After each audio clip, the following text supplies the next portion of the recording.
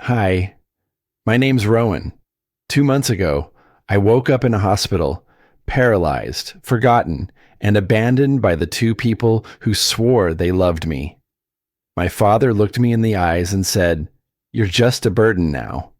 My mother didn't say a word. She just walked out. A week later, fate handed me a $69 million lottery ticket.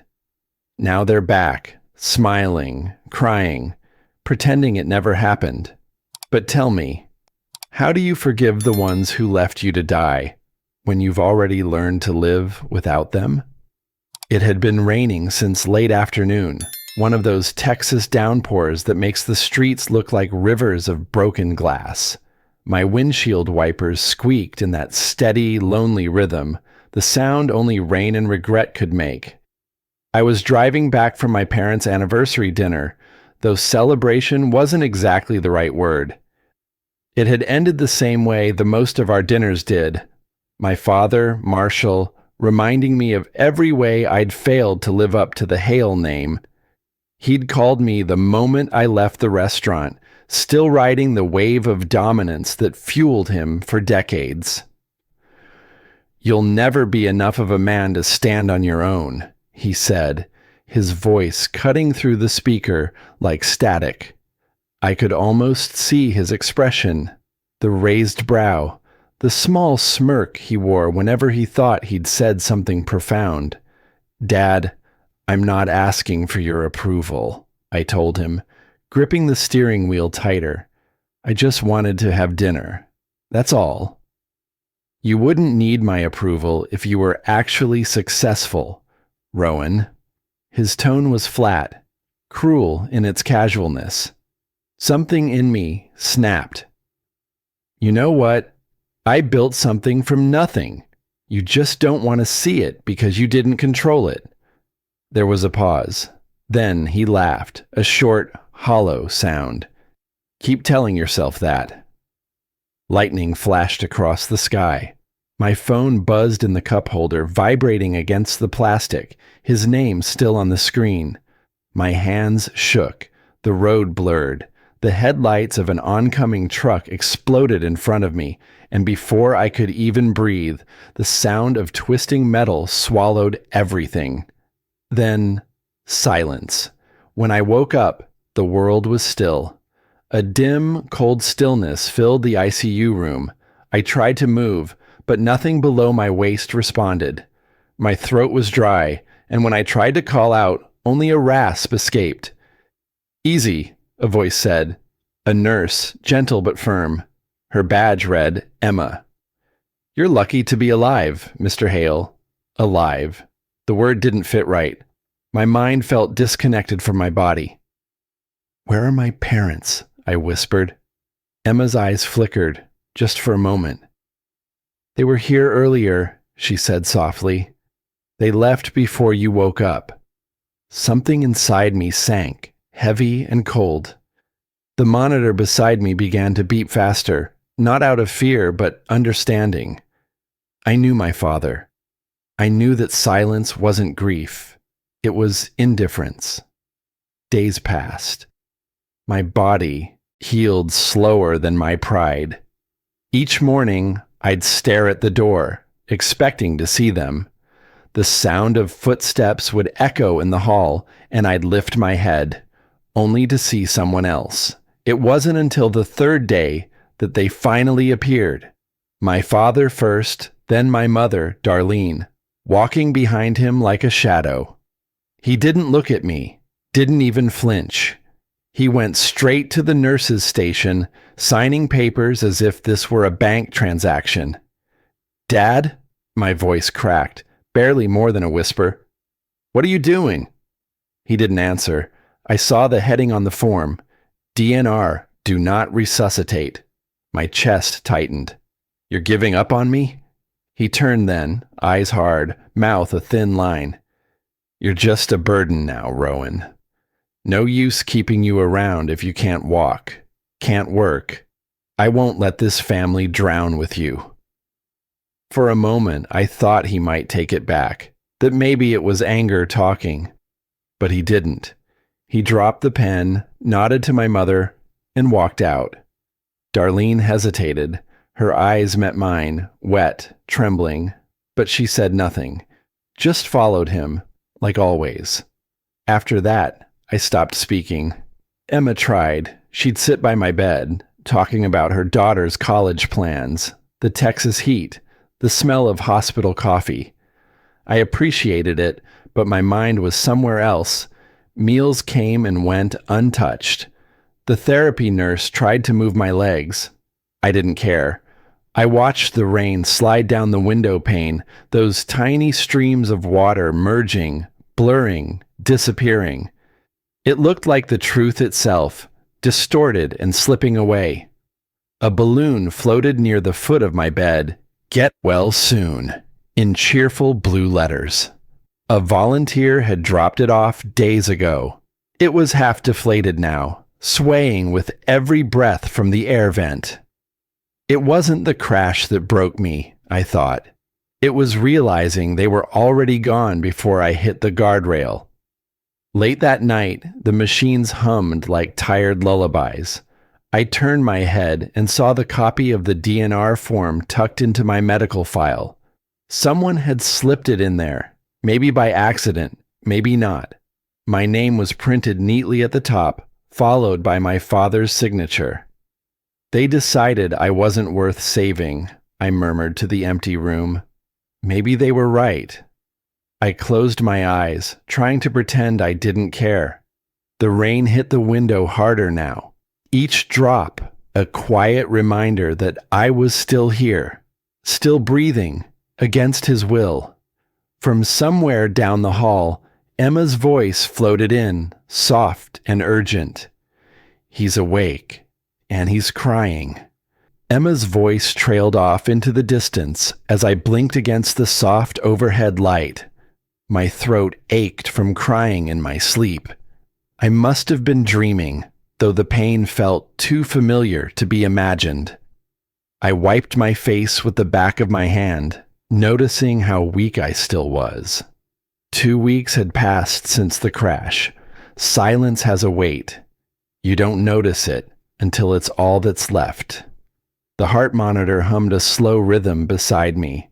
Somewhere down the hallway, the faint chatter of a news anchor leaked from another room, someone talking about storms in Oklahoma. My room smelled like rubbing alcohol and stale air. The walls hadn't changed, but something inside me had. I turned toward the single visitor chair next to my bed.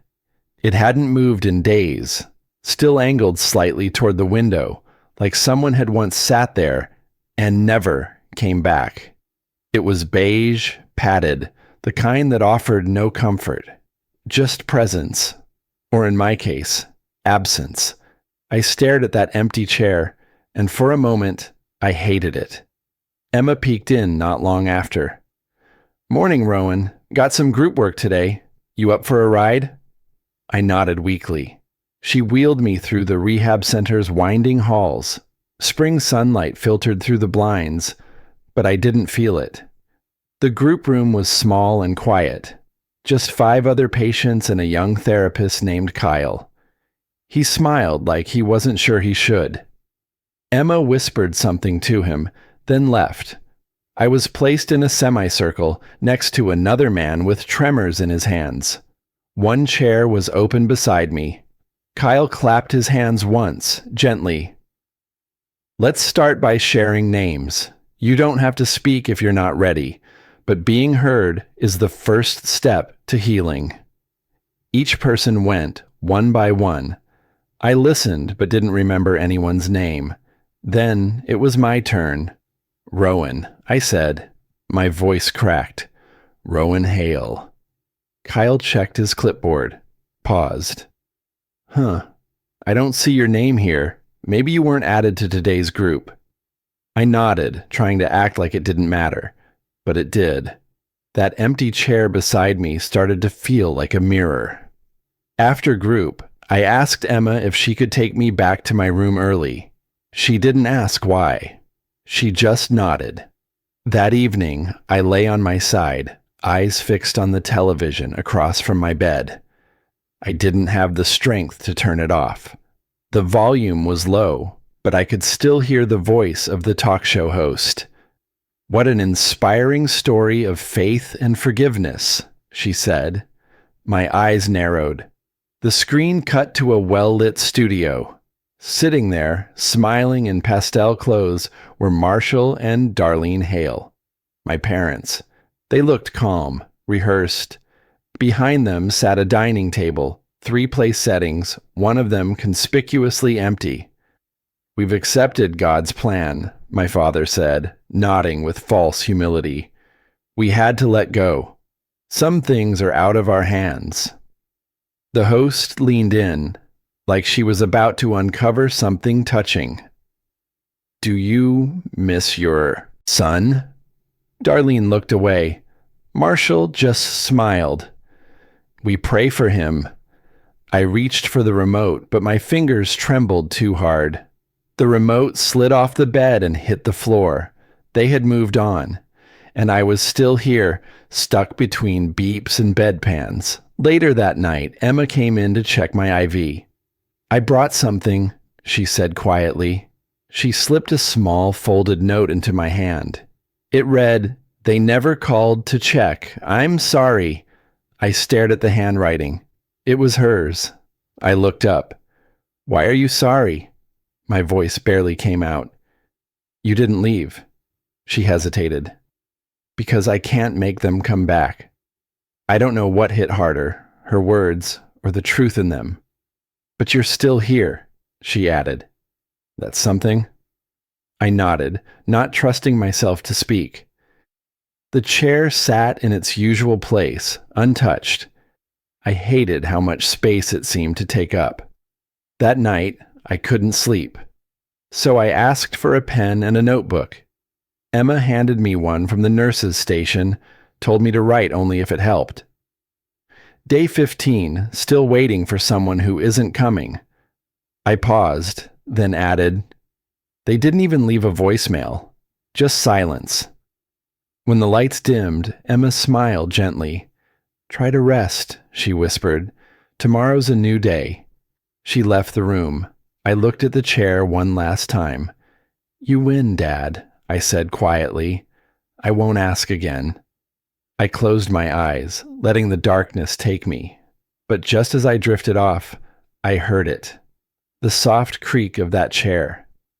I opened my eyes. It was empty, of course. I rolled over to face the wall. Then, from down the hallway, came something even stranger. A faint melody, played on piano keys. A song I hadn't heard since I was 10. My father used to play it on Sunday mornings before church, back when he still smiled like he meant it. That melody shouldn't have been there, not in this place, not after everything they did. I stayed frozen, ears straining toward the hallway. That melody drifted in and out like a memory trying to claw its way back. Hallelujah! I hadn't heard it in years, not like that. I wasn't even sure if it was really there. Maybe my mind had finally started to betray me too. But as the pale morning light crept through the blinds and settled across the tile floor, I knew I hadn't imagined it. The music was real. The notes were softer now, played by unsure hands, slower, but still haunting. It was coming from the rec room at the far end of the wing, where the volunteers sometimes played for patients who couldn't sleep. I lay still and let it wash over me. Every note cracked something open, like old wood splintering under pressure. I wasn't ready to remember what that song meant, but my mind had already gone there. When I was 10, I used to sit on the worn piano bench in our living room. My legs barely reached the pedals, but I tried to play anyway. Dad would stand behind me, arms crossed, watching every move like a drill sergeant. "You can't just play," he'd bark. "You have to play like it matters."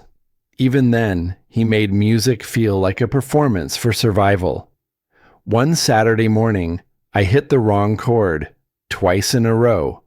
I looked back at him, already apologizing with my eyes. But it wasn't fast enough.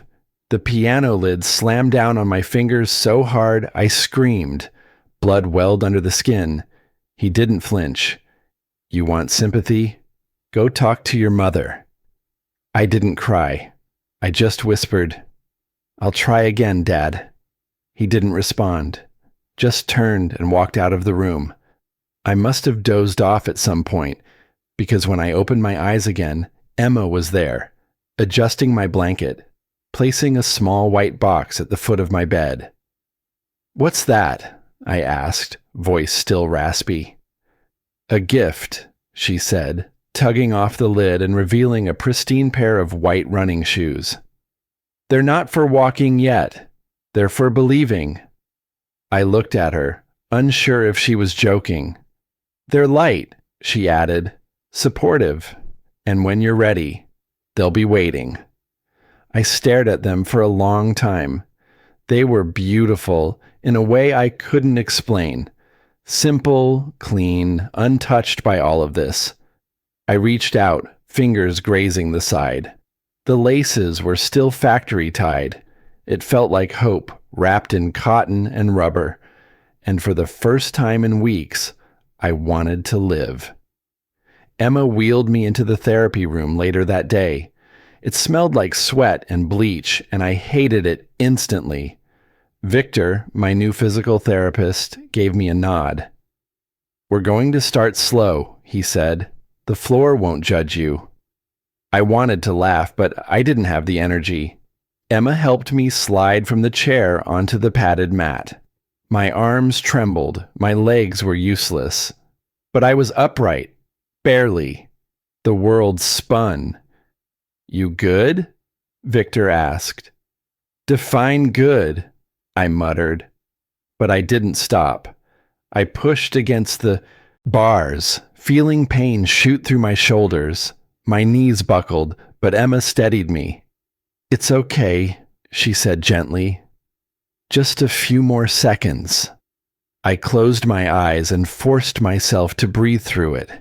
Every second up felt like dragging a mountain behind me. But when I finally lowered back into the chair, I was shaking for a different reason. I hated every second of it, I told Emma later. But it felt real. That's because it was, she said. As we rolled back toward my room, I heard the first few bars of Hallelujah again. I stopped, literally stopped. My hands clutched the wheels. My breath caught. It was the same song, played just as broken as before. Emma paused behind me. Do you want to go the long way? No. I turned my chair, following the sound. Every note peeled back layers I thought I'd buried for good. My father's shadow, my mother's silence, my own damn craving to matter to them. I rolled to the edge of the rec room and stared at the piano. The volunteer playing it was a teenage boy, probably no older than 17. His fingers trembled. He missed notes, but he didn't stop. I watched until the pressure inside me cracked. And then I broke. Not from the crash, not from the therapy, from the music. Tears spilled down my cheeks, not angry ones, not scared, just clean. Emma tried to reach for my shoulder, but I shook my head. Don't stop the music, I whispered. Please, don't stop it. That night, I wrote in my journal again. The shoes were at the foot of my bed, perfectly aligned under the moonlight. Day 19. I stood for 3 seconds today. My father's song broke me, but maybe that's what it takes to build again. I stared at the ceiling. For the first time, the silence didn't feel like a punishment. I whispered to the dark, if pain can break me, maybe faith can fix me. Then something buzzed. My phone. I hadn't touched it in days. The screen lit up. Incoming call, Marshall Klein. I froze. It rang once, twice, 3 times. I didn't answer, but destiny had already dialed again. I didn't sleep that night. The screen on my phone went dark long before I could peel my eyes away, but the name, Marshall Klein, burned brighter in my mind than anything else. I didn't call back. And yet, morning came with a knock on the door, a sharp, deliberate knock. Not a nurse, not Emma. I wheeled toward it, slow and cautious. A man stepped in, mid-40s maybe, clean-shaven, wearing a blue windbreaker. He had a clipboard under one arm and an envelope in the other. His eyes didn't hold any warmth, just duty. "Are you Mr. Rowan Hale?" he asked, tone clipped. "I am." Without introduction or explanation, he held out the envelope. "This was recovered from your vehicle after the incident. Took a while to clear it for release. Thought you'd want it back." And just like that, he left. I stared at the envelope resting in my lap. It was standard issue white, corners slightly bent, and stained along the bottom seam with something dark and brown, dried blood. My blood. I hesitated, then opened it. Inside was a crumpled slip of paper, the kind you'd forget in a glove box or under a cup of gas station coffee. A Powerball ticket. I nearly laughed. It felt absurd, like a joke left by the universe. The date printed on it? April 10, 2023. The night everything shattered. Emma came in just after lunch, carrying a tray with soup I wouldn't eat and a copy of the Dallas Morning News I didn't ask for. She placed the tray down, glanced at me, then paused. "You look like you've seen a ghost." I held out the ticket. "What's that?" "A lottery ticket, found in my car." She blinked, confused. "From the crash?" I nodded. She frowned, pulled out her phone, and started checking something. I watched her face change in real time. Her voice cracked when she read the numbers aloud. 6, 14, 27, 33, 41. Powerball 4. I looked at the ticket again. They matched. Every single number matched. Emma's mouth dropped open. "Rowan, this is real. You won. $69 million. One winner. Ticket purchased off I-35. I stopped for gas," I murmured, right after yelling at my dad, right before everything went dark. She lowered herself slowly onto the edge of the bed, eyes wide, hand over her mouth. "I bought that ticket while I was still someone they could walk away from," I added, almost to myself. There was no celebration, no joy, no wild heartbeat of disbelief, just silence, just me, sitting in that stiff plastic chair, holding a bloody piece of paper that meant everything and nothing. I stared at it for so long my fingers started to cramp. Emma finally said, "Do you want to call someone? A lawyer?" I shook my head. "No." She looked puzzled. "They left me," I said flatly. "Now I get rich?" Her eyes softened. "Maybe it's not a reward. Maybe it's a door." I laughed, bitter. "A door that swings shut when you can't walk through it." Emma touched my shoulder. "It's not about walking. Maybe it's about what you'll stand for." I didn't answer, but I knew she was right. The phone rang again that evening. Same name, same number, same ghost. This time, I answered. There was a brief pause, then, "Rowan." I waited. "Son, I heard about the ticket. We should talk." I clenched my jaw. "You didn't call when I was dying." He exhaled like someone trying to sound sincere. "We all make mistakes. Family sticks together, right?" That line. Family sticks together. The same man who signed a do not resuscitate form now wanted to talk about family. I didn't raise my voice. I didn't cry. I hung up. And this time, silence felt like control. Later, I wrote in my journal. Day 23. I'm alive, rich, and still broken. They think they can buy forgiveness. But maybe this is the test. Not of money, but of mercy. Emma suggested private therapy. "There's a rehab center upstate," she said. "Real one-on-one work. You could be walking in months. I nodded. Maybe. Then added quietly, but not yet. First, I need to learn how to stand without them watching. She understood. That night, I placed the white shoes Emma had given me on the bedside table, next to the ticket. Hope and fate, side by side. Faith that I'd walk again. Proof that I'd already survived.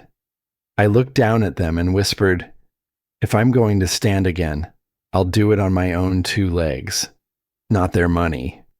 I turned off the lamp, letting the moonlight cast faint shadows across the room. In the window's reflection, I saw a man I barely recognized, tired, scarred, but standing taller than ever before, even from a chair. They gave up on a man who couldn't walk, I whispered to the glass. Let's see what they do when he learns to run. A soft knock on the door. Emma stepped in, hesitant. Rowan, your father's downstairs. I turned slowly. He brought cameras. Emma's words echoed long after she'd left the room. He brought cameras. Not he's here to see you. Not he's sorry. Just cameras. Like this was a premiere, not a hospital. Minutes later, 2 orderlies wheeled me down the hallway. The air thickened with each turn, fluorescent lights buzzing overhead like distant wasps. As we neared the lobby, I heard them before I saw them. Voices, laughter, shutters clicking like distant thunder. And then the light hit me. Flashbulbs, bright, relentless. They didn't ask permission. They assumed access. I blinked through it, heart pounding, as I was rolled out into the center of a carefully arranged stage. A podium with the rehab center's logo, a red carpet taped across the floor, and in the center of it all, him, Marshall Hale, my father, dressed like a senator on election night. Crisp navy suit, subtle tie, hand placed casually on my mother's shoulder. She wore a beige jacket and her pearls. Her hair was perfect, her eyes tear-glossed. Manufactured grief. I could feel the sweat prickling beneath my shirt. Reporters moved in closer. Mr. Hale, how does it feel to see your son again? Rowan, do you believe in miracles? I gave them a smile. The kind you give when your stomach is twisted and your jaw aches from holding in what you really want to say. A woman in a headset leaned toward me, whispering, "Just smile, son. This is your story now." No, I thought. This is their story.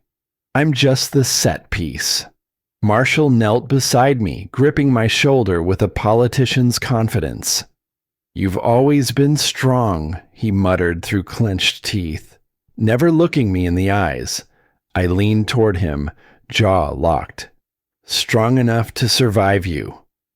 His smile didn't falter, but his fingers tightened. The cameras kept clicking. Darlene leaned in, voice like powdered sugar. "Just play along, sweetheart. This is good for everyone. Everyone except me." Minutes later, Marshall stood at the podium. "We are grateful to God," he began, "and to this facility, for bringing our son back to us." The crowd nodded. Some even clapped. "We never gave up hope," Darlene chimed in, voice trembling just right. A reporter turned to me. "Rowan, do you forgive them?" I steadied my breathing. "Forgiveness isn't a performance," I said slowly. "It's a process." Marshall chuckled too loudly. "That's our boy. Always deep, always thoughtful." The press laughed with him. I felt something twist in my gut. "You left me to die," I said. The laughter stopped.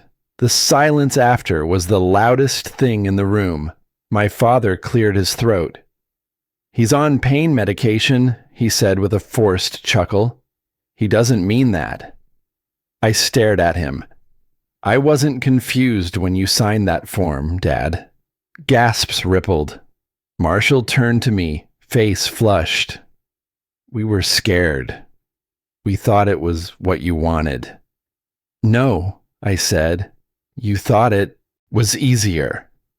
After the event, I wheeled myself down a quiet hallway and ducked into the restroom, locked the door. The silence hit me like a wall, and then the fury came. I stared at myself in the mirror, the reflection of a man used, paraded, edited for public comfort. They sold my pain for headlines. I slammed my fist into the glass. It cracked across the center, a jagged line splitting my reflection in two. Minutes passed. I don't know how many. Then I heard the soft click of the lock and Emma slipping inside.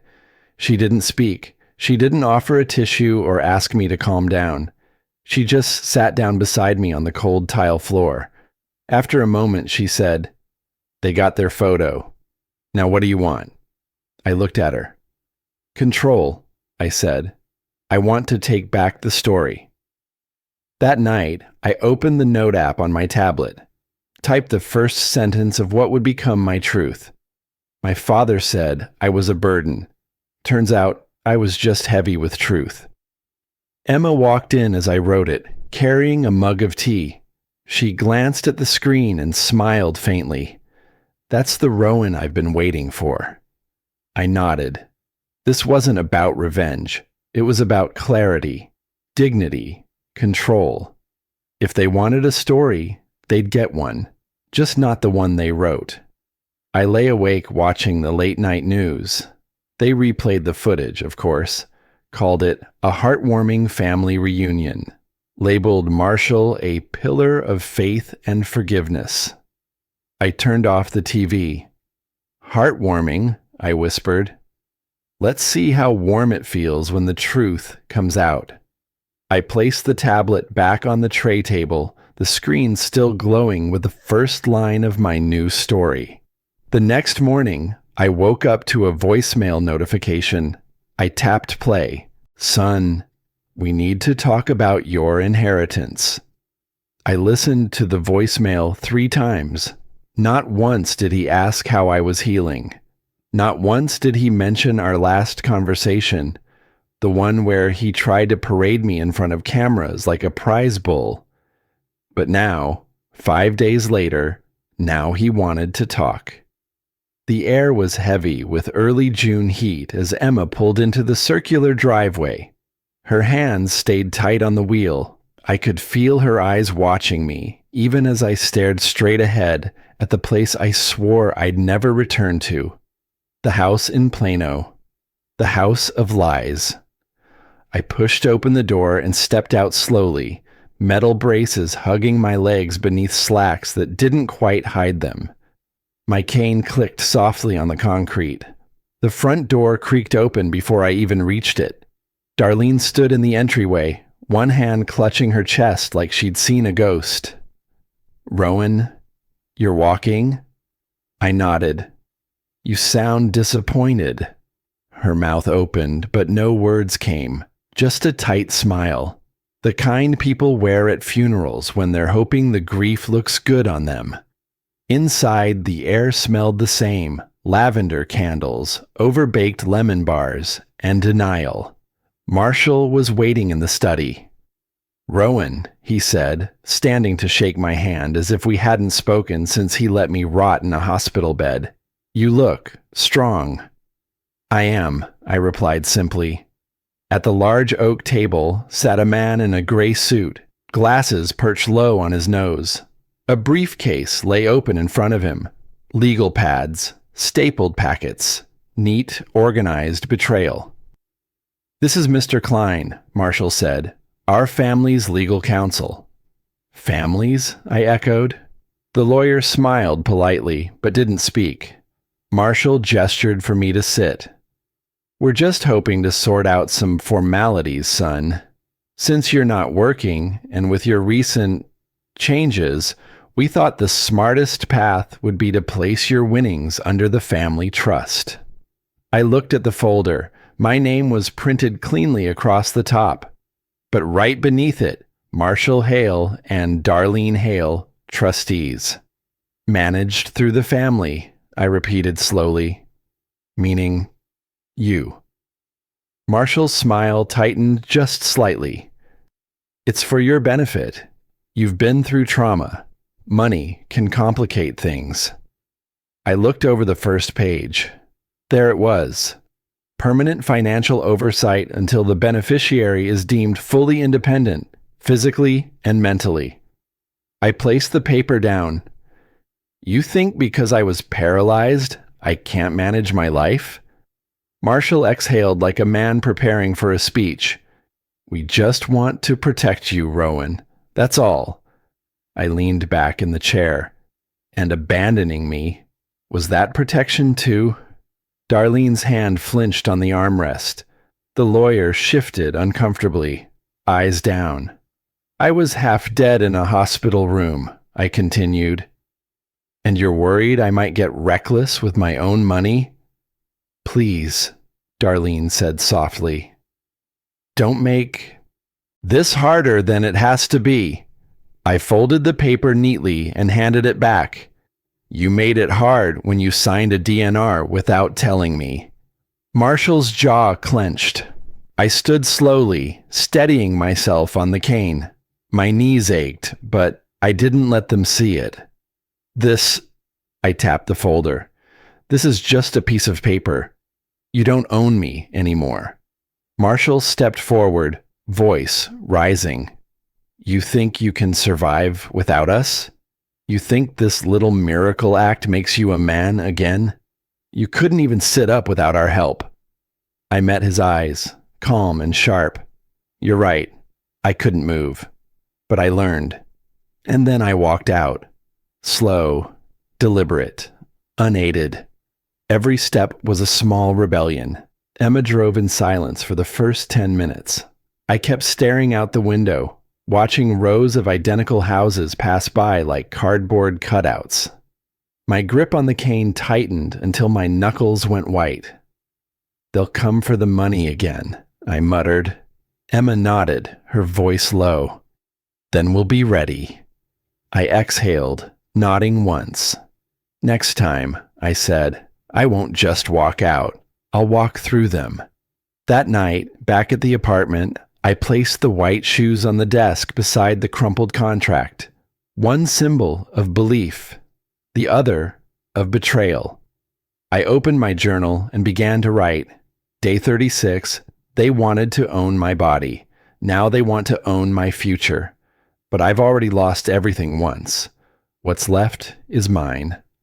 I stared at the sentence for a while, then underlined it. Morning sunlight filtered through the blinds, casting long slats of gold across the floor. My phone buzzed on the nightstand. An email. Subject line. Urgent. Petition filed. Mental fitness inquiry. I opened it. A journalist from a local news station had reached out. Your father, Marshall Hale, has filed for legal guardianship over your lottery winnings, citing mental and emotional instability post-trauma. I let the phone fall back onto the bed, stared at the ceiling. Then I laughed, quietly, bitterly. So, that's how he wants to play. The words hung in the air long after I'd said them. Emma sat across from me at the kitchen table, her coffee untouched, her eyes studying me like she wasn't sure if I'd explode or laugh. I didn't do either. I just stared at the court notice in my hands. An official petition from Marshall Hale declaring his son mentally unfit to manage his own affairs, filed under guardianship for protective oversight. Protective oversight, that's what they called it. The same kind of protection that left me gasping for air in a hospital bed while they signed a do not resuscitate form. Emma's hands trembled as she read over the lines. They're saying you're a danger to yourself, that you've been emotionally erratic since the accident. I smiled without humor.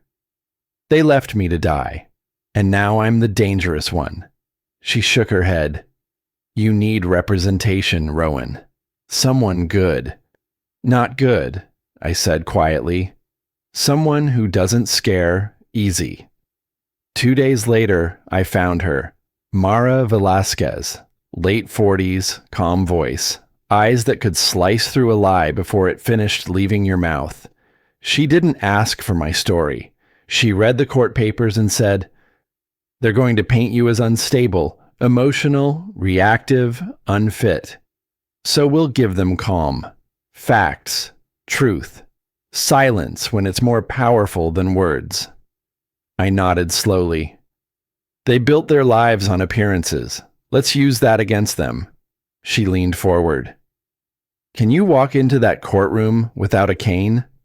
I hesitated. "Barely." "Good. Walk anyway." I smiled for the first time that week. "You'd get along with my physical therapist." The hearing came fast. Mid-June, sweltering heat. I didn't sleep the night before. My braces creaked as I moved around the apartment, practicing each step until pain blurred into focus.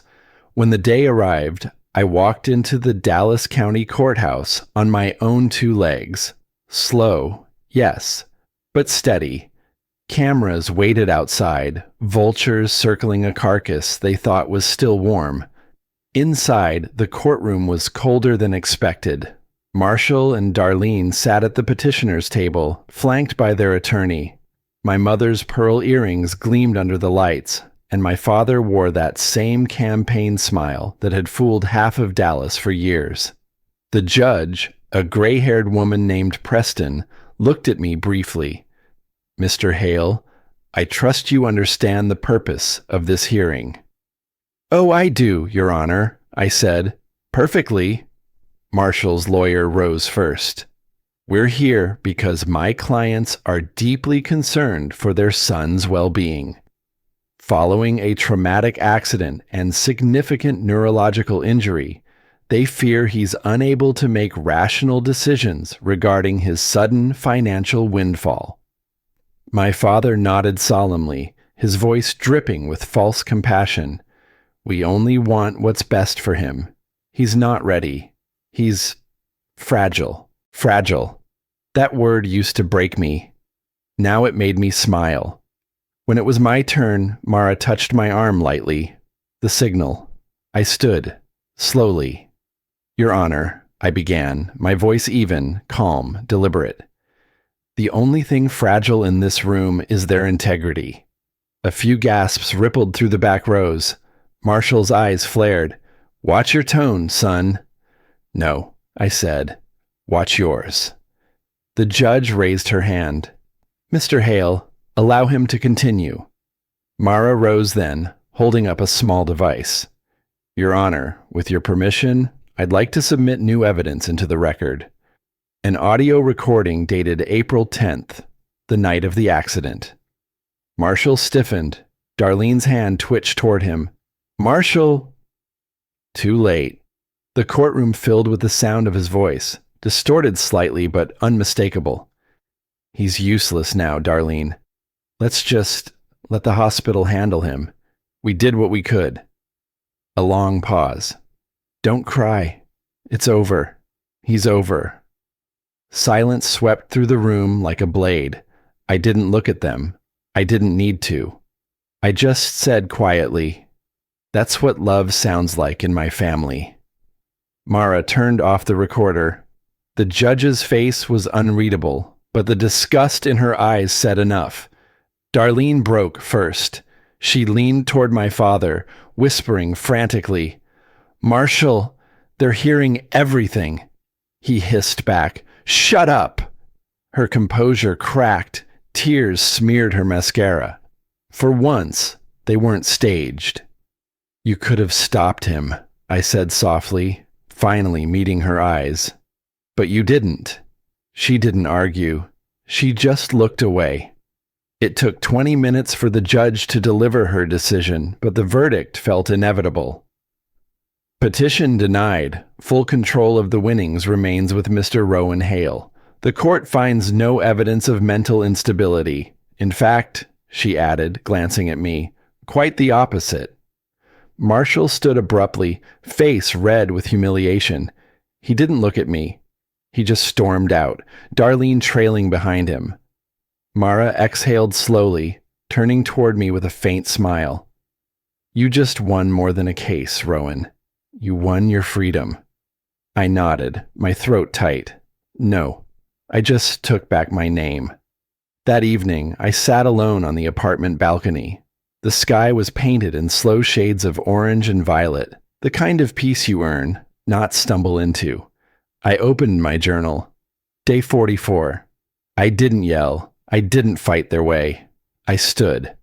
And the truth stood with me. I looked down at the white shoes beside my chair. They were smudged, scratched, a little dirty from the courthouse steps. I smiled. Guess they were made to get dirty. The wind shifted. Somewhere below, city traffic hummed like distant applause. Then my phone buzzed. Unknown number. I hesitated, then opened the message. You think this is over? You don't know what we've started. I leaned back in my chair, unbothered. If they're still playing, I said, quietly, then they've already lost. I closed my laptop, the screen still showing the title of a new document. Chapter 1, How They Tried to Bury Me. I hit upload. It was just past 3 a.m., Dallas time. Emma had fallen asleep on the couch, her laptop still glowing with half-written emails and unopened news alerts. I sat alone, hunched at my kitchen counter, watching the progress bar crawl toward 100%. By 6 a.m., the internet was on fire. The video, 32 minutes, raw, unscripted, and stripped of anything but truth, had reached nearly 1 million views before sunrise. By noon, it was being shared by talk show hosts, advocacy groups, trauma survivors, even strangers who had never stepped foot in Texas. They left me to die. That was the title. And apparently, it hit harder than any headline. I scrolled through comments without blinking. This isn't a story. It's a wake-up call. I cried, and I never cry. He turned survival into a revolution. It should have felt victorious. But all I felt was exposed. The kind of silence I used to beg for, the stillness that wrapped my hospital room like a blanket, had now vanished. My phone buzzed nonstop. Emails, messages, voicemails, reporters, activists, publishers, strangers. Every ping was someone reaching in. I turned the phone face down. Still vibrating. Emma stirred around 8 a.m., rubbing her eyes. It's everywhere, she murmured. They're calling it the 69 million miracle betrayal. Catchy, I muttered, for a story about being discarded. She walked over, gently touched my shoulder. You didn't just tell your truth, you cracked something open. I nodded but didn't speak. I couldn't. Not yet. By mid-afternoon, Marshall had his rebuttal ready. He appeared on a local news broadcast, slick hair, calm voice, rehearsed sincerity. We were afraid. We didn't know how to handle his condition. I was grieving. We all were. This is being taken out of context. I sat on my couch, arms folded, jaw tight. Context doesn't change abandonment. Darlene was absent from the segment, but rumors began circulating online. Someone claiming she left a letter with neighbors, someone else insisting she was seen crying outside a church. Emma read aloud from a trending post. The mom hasn't said a word. What is she hiding? Probably herself, I said. But that night, around 10 hours, someone knocked on my door. I knew who it was before I opened it. Darlene stood there, makeup free, her eyes smaller somehow. Not from lack of sleep, but from the weight behind them. She held a small square box in both hands. I'm not here to ask for anything, she said, just to give something back. She stepped inside quietly. Emma disappeared into the other room, instinctively giving us space. Darlene placed the box on my table and opened it. Inside was a thin hospital wristband, faded, bent, still faintly stained with blood. My name was barely legible. "I kept it," she said. "The night they brought you in, I didn't throw it out. I couldn't." I stared at it, unmoving. "I wanted to come back," she whispered. "I was going to. I even drove halfway." Her hands clenched. "But he told me not to. Said it would confuse things, that it was better to let the doctors decide." "You still didn't," I replied, voice flat. Her chin trembled. "I know." There was no shouting, no dramatic collapse, just a slow leak of truth. "I carry that with me," she said, "and I will until the day I die." She placed the lid back on the box and walked toward the door. Before she left, she turned slightly. "You were always stronger than him." And then she was gone. In the following days, interview requests poured in. National networks, late-night talk shows, book deals. I turned them all down. I wasn't trying to become a brand. I wasn't building a platform. "I didn't share this for attention," I told Emma one morning as she made coffee. "I shared it because silence protects people who deserve none." She nodded, setting my mug down. "So what now?" I exhaled slowly. "Now I live. That's the only revenge that matters." That afternoon, I took the white shoes, the ones I'd worn since rehab, the ones now covered in scuffs, bent from the shape of my limp, and placed them on the windowsill. Sunlight touched them like something holy. They didn't shine anymore, but they didn't need to.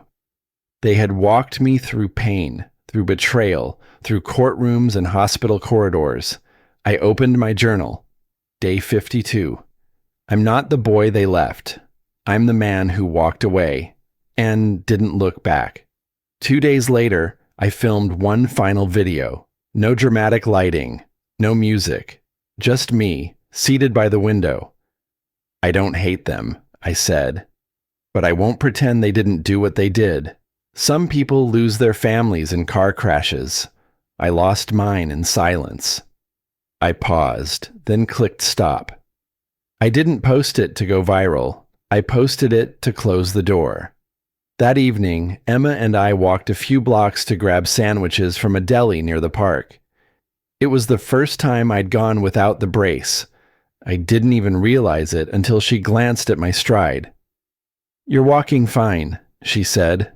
I looked down at my feet, then at her. "No," I said, smiling. "I'm walking free." We laughed. It was the first genuine laugh I'd heard in months. As we crossed the street, her phone buzzed. She glanced at the screen and froze mid-step. "What is it?" I asked. She looked up slowly, her face pale. "Rowan, your father's been arrested." I blinked, stunned. "For what?" Her voice was small, stunned. "They're saying embezzlement, a foundation he started, and obstruction." I didn't say anything, just kept walking. If he'd buried himself in lies, he'd finally tripped on one deep enough to fall through. I didn't celebrate. I didn't smile. I just sat there in the stillness of my apartment, watching the news anchor read the charges like a grocery list. Marshall Hale, indicted on multiple counts of fraud, coercion, and financial misconduct related to his son's settlement. It felt distant, like someone else's story, but my name kept coming up. My face, my survival. Emma leaned against the doorframe behind me, mug in hand. "Do you feel better?" I took a long breath. "No, just lighter." The next morning, she came again. No announcement, no makeup, no media. Just Darlene. Smaller than I remembered her, like the weight of pretending had finally drained her. She held out a plain white envelope. "I found this in my drawer last week," she said softly.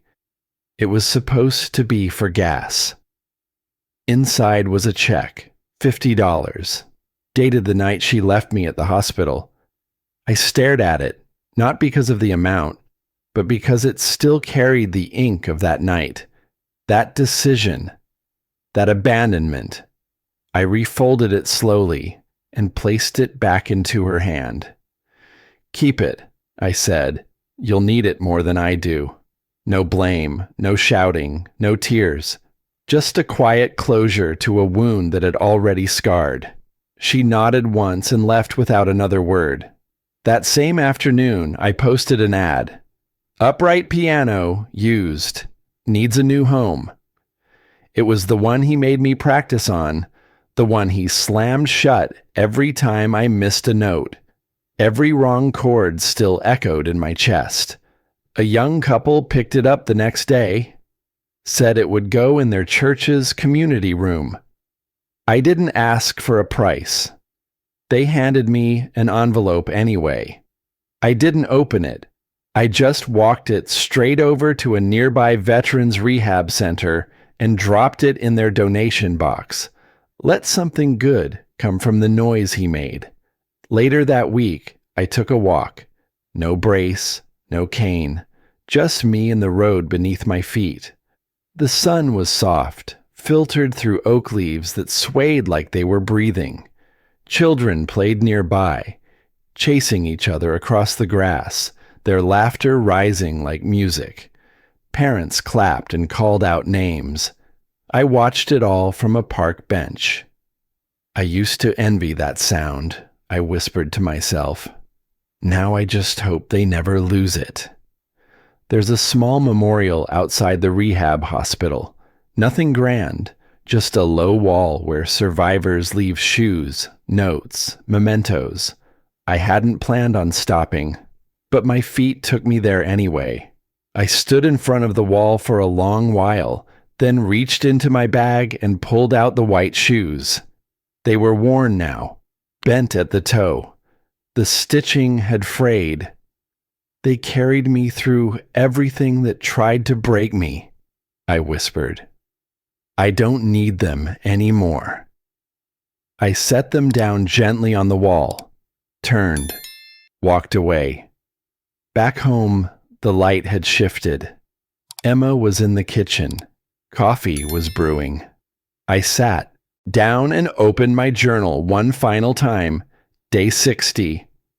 I started this story broken, waiting for someone to save me. I ended it standing, realizing no one ever would. And that's okay, because I did. I closed the cover and placed it by the window. Emma came in and handed me a mug. "You're done?" I looked up. "No, I'm just finally beginning." Later that evening, I went for another walk. This time, not to escape anything, just to move, to feel the rhythm of my own feet, the quiet confidence in every step. No brace, no limp, just breath and motion. The street was empty except for the golden spill of morning light stretching ahead of me like a path no one else could walk but me. They left me to die, but life didn't, and neither did I.